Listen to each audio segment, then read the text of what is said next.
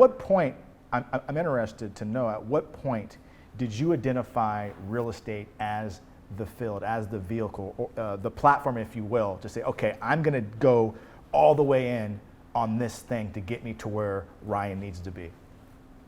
So I had pretty humble beginnings. Sure. I told you, I started selling women's shoes at Nordstrom, like in my early 20s. Mm-hmm. That was predominantly like my profession for years, right? Okay. Like when I was going to school. Okay.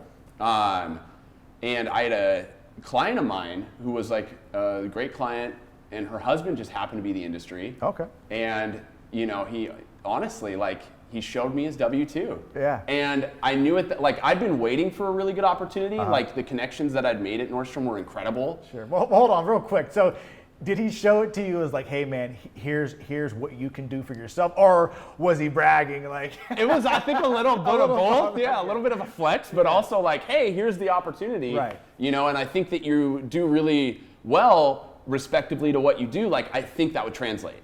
Certainly. Right. And so I kind of just took a chance, and I went and studied under him for about a year. Okay. And then went off on my own. And, I think that the moment definitely came, like,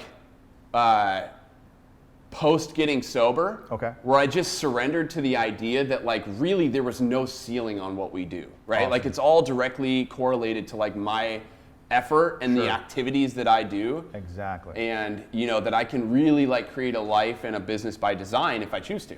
So that's great, Ryan, because I believe that real estate is such a people-centric business.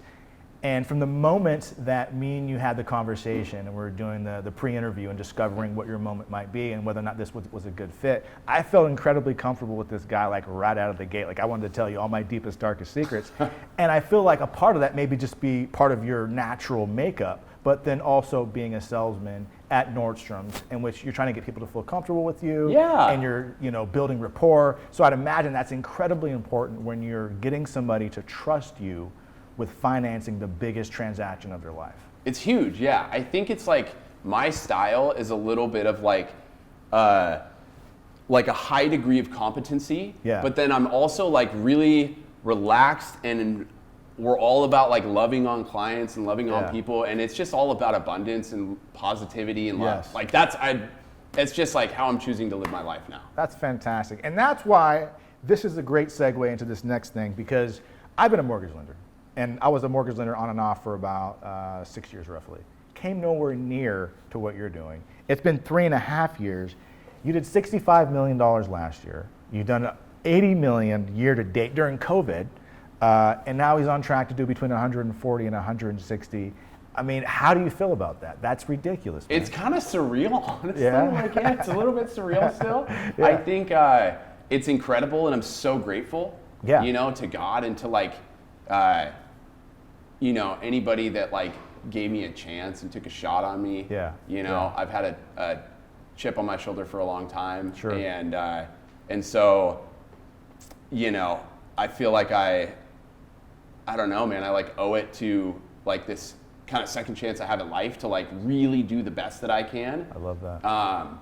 And I really, I don't know. I'm just like grateful, honestly. Like my life looks so different 2 years or 3 years ago now than what it does today. You seem like it, because from the moment I was on the balcony preparing for this interview, just to be up front, and he comes up the stairs, and just your energy, it's everything about you is just so relaxed, and as if you just have immense gratitude about life in general. Yeah.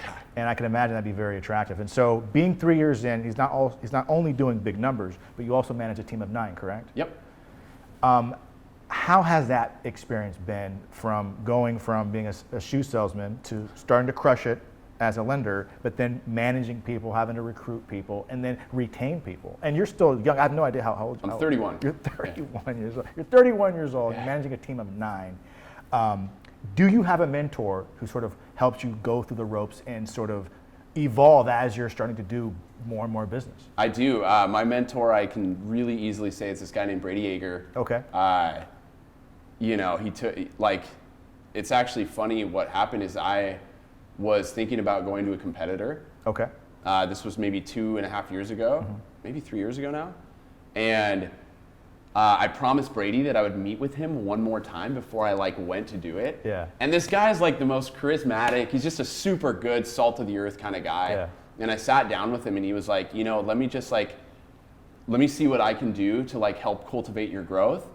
And ever since then, like, you know, he started doing one-on-one coaching with me. It's awesome. Monthly, you know, sometimes weekly. And, you know, I'd say that's really like the story of like my come up for sure. It's just being surrounded by like incredible people that have like these amazing giving spirits. Like Cody, you know, 100%. who will be on the show is like incredible. And, you know, having enough humility to like really latch on to people that are smarter and better than me, and then like sponging that information. I love that. That's it for me as well. When looking at how I'm going to get to where I'm at, try to always be the weakest link in the chain. Yes. Right? Love being the weak link, you know? Which is, here's a question I wasn't planning on asking you, but when we had that initial conversation, it really affected me all day. And the thing that you said was, it wasn't until you started being vocal about your issue with alcoholism that everything changed. All of a sudden, so many people, as you said, it rushed into your life and began giving you bigger opportunity. And you're now having conversations and being welcomed into situations that the old Ryan was not welcomed into. 100%. You know, I think that naturally, like as a human being, it's like your first tendency is to like try and like shield your flaws from people. Certainly. And for whatever reason, like I got enough courage through God where I could start speaking about it and be vulnerable about it. And, you know, ever since that moment, like it definitely had transformed like just how I approach life. I just felt comfortable all the time, you know, where I could connect with anybody on a really real level. I watched this TED Talk one time that was called Big Talk. Okay. And it was about where this person like intentionally avoided small talk and would like get into really, really deep questions in life. Wow. And I started practicing it as like a routine almost. And I would have like the most incredible conversations. I would get to know people on a really real level. And like, you know, for me, like, I always have to ask myself, like, what's my part? And my part is to show up as authentically as I can in every interaction that I have so that I set the stage and give someone permission to be real with me too. Yes. See, I love that because people naturally mirror each other. Yeah. And I found that, actually not that I found, I've also read in books, that the person who tends to be or comes across as being the most confident will influence the other person. Yeah. So if you're a little bit more outgoing than the person that you're talking to and you're being upfront and honest in every way possible, you liberate that other person to do the exact same thing. And that's how you build those deep relationships. Because some people, like, you like them, but there's something intangible about them that you're just not sure what it is. But for whatever reason, I like them. And I think that you have that intangible, special thing, and that's why people gravitate towards you. And you're so successful at such a young age. Thank you. You're welcome. My closing question is this, is what role has being a man of Christ, as you put it, has played a role in where you are today at such a young age, but then just in life in general? Honestly, like, in every way, shape, and form that it can. You know, like, I'm not one of those people that's like preachy about my spirituality and my religion and stuff like that, but I think this is a good place to talk about it. And, you know, like everything that I do is like to honor God and like the opportunity that he's now given me in my life. And like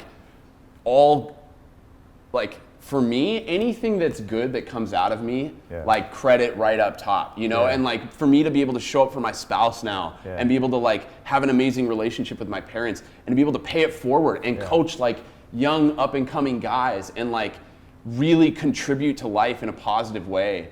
And, you know,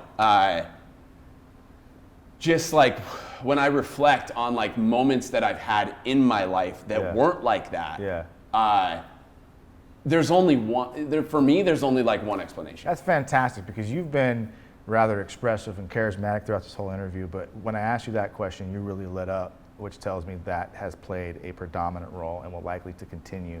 Ryan, thank you so much for being on the show, brother. Yeah, thank you, I really man. appreciate it. It's been a pleasure having you, and thank you for tuning in, and we'll see you again next week. Thanks, guys.